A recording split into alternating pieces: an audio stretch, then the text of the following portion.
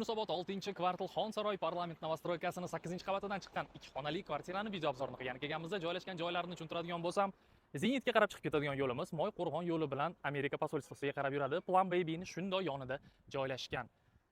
Ko'rishingiz mumkin, juda ham chiroyli va akkuratniy dom. Ko'chalarida parkovkalari bor, ichkarida parkovkalari bor, detskiy planshetkalari ham xuddi shunaqa ko'chasida, ichkarida joylari bor. Xo'sh, xonadonimizning o'zini, qolganini hammasini kadr orqasidan ko'rsatib, tushuntirib ketaman, ketdik. Xonadonimizga keladigan bo'lsak, 8-qavatda joylashgan 55 kvadrat metr ichki qismi va 8 kvadrat metr ochiq terrasaga ega. Mebel texnika shu holatida, ko'rib turgan holatingizda sotilyapti. Remont bo'lganiga taxminan 1 yil, 1,5 yil bo'lgan, holatlari yaxshi. Sanuzelimizning ko'rinishi. Bu tarafimizda kuxnya joylashgan.